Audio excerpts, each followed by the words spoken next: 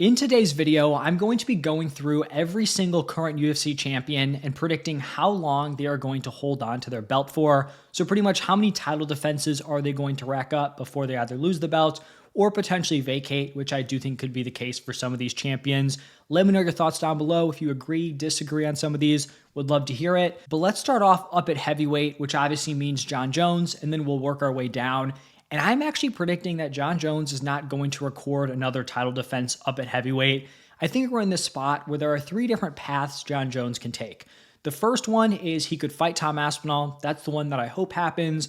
I would lean towards that being the most likely thing, but who knows? You also have the situation where he vacates the belt in the hope of getting another matchup, a potential Alex Pereira fight. He might just leave that title behind, which would obviously lead to zero more defenses. And then there's also the possibility that he gets stripped, where the UFC really kind of digs their heels in. They want this Tom Aspinall fight, and Jon Jones is not willing to give it to them, and they end up stripping him of the heavyweight title if he does not want to defend it. So you have those three options. Two of them, the vacating and getting stripped, those are both going to lead to zero extra defenses here for Jon Jones. And then even if he does fight Tom Aspinall, in that matchup, I just straight up favor Tom Aspinall. I think he is a very tough test. We've never seen Jon fight someone who is that explosive, that powerful with that frame. I know he has the 2 wins at heavyweight, but Tom Aspinall is not Cyril Gane. Tom Aspinall is not a 42, 43-year-old Stipe Miocic. He is a different challenge, and I would favor him to beat Jones. So even if I think that fight's competitive or could be like a 50-50, the fact that there's also the potential that he vacates or gets stripped, I'm going to have Jon Jones recording zero more title defenses here up at heavyweight. Now, looking at light heavyweight, we have Alex Pereira, and I'm going to be predicting 2 more title defenses out of him. Now, I think his next title fight is going to be his toughest against Magomed Ankalaev. I just think he's probably the worst matchup for him at 205, and just a very good fighter who could give him some problems. But in that matchup, I do slightly favor Alex Pereira, and then I think after he gets through Magomed, the weight class seems pretty wide open, especially the title picture. Like, there's not a clear next guy up. Maybe Jamal Hill works his way back if he gets a win over Yuri, but I don't think he's going to get a title shot if he beats Yuri, just 1 win, after getting knocked out by Alex. The most likely, probably next challenger after Magomed would be the winner of Carlos Ulberg, Jan Blachowicz. I think Ulberg has the better shot if he does win, just because he's the fresh matchup, and he kind of has that story tied in with Izzy, which I think the UFC would kind of like. So that could be his, next title defense after Magomed. But really, whoever it is, this is not a spot where I think Alex is going to get 2 more defenses and then lose the belt. Maybe he loses the Magomed, but like I said, I slightly favor him. I think he's going to get 2 more title defenses, and then I think he is going to make his way on up to heavyweight. Now, does he vacate? Does he want to bounce back and forth? That kind of remains up in the air. But my, prediction here is I think he gets 2 more title defenses. I don't think he loses the belt. I think he goes up, tries to make a run at heavyweight, and maybe ends up vacating that light heavyweight belt. He's also getting up there in age, so it's possible, he does pick up a loss here. But my prediction is going to be 2 defenses and then a move to heavyweight. Now, looking at middleweight, we have Dricus Du Plessis, and I'm predicting him to have 1 more title defense and then lose the belt. He is rematching Sean Strickland at UFC 312. I favor DDP in that fight. The first one was super close, could have gone either way. I actually slightly favored Sean Strickland in that matchup. I thought he did just enough, but definitely not a robbery. It was a very close fight. I do favor DDP in the rematch. I just think he's probably gotten a little bit better in that time. You become the champion, you defend the belt. I feel like a lot of times those dudes kind of go to a new level here. I think it'll still be competitive. I just think he also has the potential for the bigger moments. He's the more powerful guy, the more explosive dude. But then I think his next title defense is going to be against Khamzat Chimaev, and I just think Khamzat's going to run through him. I think you look at the grappling of some of these guys at the top of the middleweight division, I just think Khamzat's on a different level. What he did to Robert Whittaker was insane. I know DDP's a unit. He's insanely strong. I just think Khamzat's going to beat him. So I think DDP defends it against Sean Strickland, and I think he loses the belt to Khamzat Chimaev. Next up, we have Belal Muhammad in the welterweight division, and I'm actually predicting him to have 0 title defenses here. I think he's going to lose the belt in his next fight. I'd expect Belal to get booked against Shavkat. I don't think it's a runaway. I think it's a competitive fight on paper, but I do think he's going to end up taking the L. I feel like each guy's kind of last matchup has really kind of shifted the public perception. Like if you told people like before the Belal fight, Belal is going to beat Leon and Shavkat's going to beat Ian Gary and they're going to get matched up, I feel like most people would strongly favor Shavkat to win that fight. But Belal looking great against Leon, getting that win, and then Shavkat kind of struggling to definitively beat Ian Gary. I think people have kind of flipped their perspectives on these guys. I also think expectations have played a huge role. Like people maybe were underestimating Belal heading into the Leon fight. Shavkat was viewed as this boogeyman. He just runs through everyone. You know, you don't even go to decision. He finishes you, can do it with his striking or his grappling. Like he's so well-rounded. And then the fact that he did kind of struggle with Ian Gary made people view him as more human. Belal had the clear win over Leon. Now people are favoring Belal. And Belal could win. Like it's totally possible. I just think it's a very different matchup. A lot of the things that Shavkat kind of struggled with, the striking against Ian Gary, like Belal is a way worse striker than Ian. He is nowhere near as rangy. And then we also just didn't know about Ian Gary's takedown defense.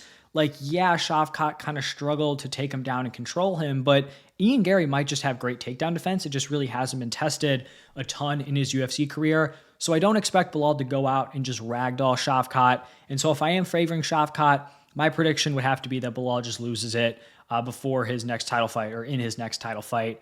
Now, moving down to 155, I think this is where this video definitely starts to get interesting because for Islam Makhachev, it's tough. I'm going to predict that he has one more title defense. Now, this is not me predicting that he is going to lose the belt at 155. This is me predicting that he is going to defeat Arman at UFC 311, and then I think he's going to move up. Now, I think Islam moving up is kind of dependent on what happens in the welterweight title shot.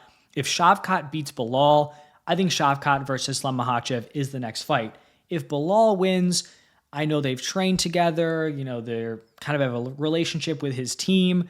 Maybe then he gets one extra defense against a guy like Charles Oliveira and then kind of makes his move up. It'll be interesting to see if he, you know, is willing to fight Belal. But I think if Shavkat wins, I expect Islam to make that jump up. And so it would be one title defense and then a vacate and a move up to welterweight. If he's just sticking around at 155, it's tough to see him losing, you know, barring him just getting like knocked out in a shocking way. Like you compare him against all the current contenders, like he's going to be the clear favorite against all of them. And then kind of a similar situation down at 145 with Ilia Topuria. I'm also going to be predicting one title defense. I think Volk is going to be the next fight. I think he's earned that immediate rematch. I don't really see how that fight goes differently. I expect Ilia to kind of win in a similar way. But then I think he's going to be in a position to kind of move up. He's already talked about the weight cut being tough, wanting to potentially vacate the belt, move up to 155. I think Ilia's move could kind of mirror Islam's, even though I'd love to see, you know, Islam fight Ilia at 155. I think if Islam Makhachev moves up, kind of opens things up there for Ilia to potentially make that move. Maybe Ilia could kind of get his way into a vacant title shot. If he, you know, beats Volk and then Islam makes the move up, maybe you see like an Ilia Charles Oliveira vacant title fight. So my prediction is going to be one title defense and then he moves up. Now, if he doesn't move up, similar to Islam, like you look at the current crop of 145ers, I don't see who he's losing to. Like, I just think he's going to be the clear favorite against all of them. So if he stays down there, I think he'll continue to rack him up. But if he moves up, then it'd probably be a vacate and like one or two more title defenses. Now, looking at 135, I feel like I'm not predicting a lot of long title reigns, some due to just guys losing the belt, other guys potentially moving up. For Merab, I'm going to be predicting 0 title defenses. This is kind of a tough one because in my mind, it's either 0 defenses or it's like he's going to go on a long reign and be a super successful champion. I think Umar is his toughest matchup. I favor Umar in the fight at UFC 311, but if Merab somehow gets through him, he already has clear wins over Petr Yan. Sean O'Malley would favor him over some of the other contenders, Figgy, Sandhagen, like anyone else below those guys. So if he can get past Umar, I think he's in a great position to, I mean, potentially set like the bantamweight defense record, like up there with Aljo. I think he could go on a run. The problem is just like, I think he loses to Umar. So I'm going to go with 0, but if he, you know, gets through this, I would not be shocked if he goes on a pretty long reign in the bantamweight weight class.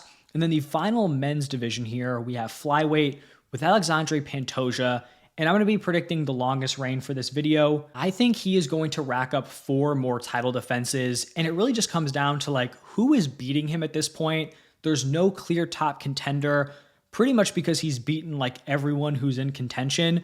Like certain fights in his title matchups have been competitive, right? Like the first Moreno fight was pretty close.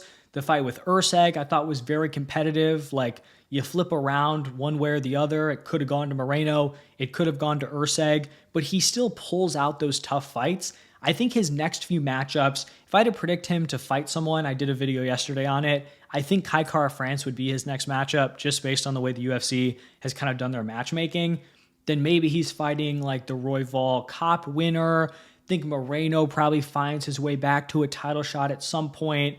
Maybe Mohamed Mokaev gets in the mix, or like Urseg Almabayev, they're booked. Like maybe one of those guys kind of makes a push. Like those are the names you're talking about for his next 3-4 title defenses. But just looking at, what Pantoja's done compared to those other guys, how do you not favor Pantoja in pretty much like all of those matchups?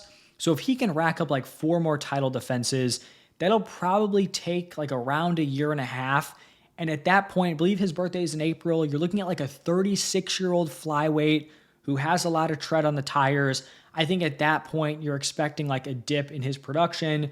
You're going to see some regression, and I think maybe then he loses the belt to one of these younger flyweights. So I think he's going to get 4 more defenses. I think at some point Father Time is going to catch up, and that's when he's going to end up dropping that belt. Also, just the fact that he's so durable, like that durability might fade, within his next 3-4 matchups. So 4 title defenses is my prediction for Pantoja. Now, looking at the women's weight class, for Julianna Pena, this is a pretty clear 0 defenses for me. I think she's going to fight Kayla Harrison, and I think she loses that matchup pretty handedly. For Valentina Shevchenko, someone who lost her belt, just got it back, I am predicting 2 more title defenses. I favor her to beat Manon Fiorot, who should be her next matchup. And then you're probably looking at like 1 more title defense in 2025. Really could be a combination of anyone like Blanchfield, Barber, Thug Rose, Natalia Silva. A lot of the women kind of in the mix here. We'll see how those matchups kind of shake out, but I think one of those women will get a title shot. And then in 2026, not quite sure what Dakota Ditcheva's contract is with the PFL, but my prediction, 2026, Dakota Ditcheva makes her way to the UFC and dethrones Valentina Shevchenko. I think right now Ditcheva is the best 125er in the world. I think she would beat Valentina today if they fought, but she just has to get into the UFC.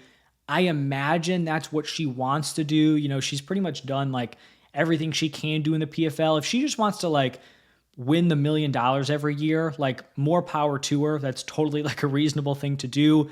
But I imagine she's going to make the jump at some point. If it's 2026, I think she will be the one to, really kind of firmly knock off Valentina here. And then for Zhang Weili, this is kind of similar to the Merab situation where it's either like 0 or forever. So for Zhang Weili here, I'm going to go with 0. I'm probably in the minority in favoring Tatiana Suarez.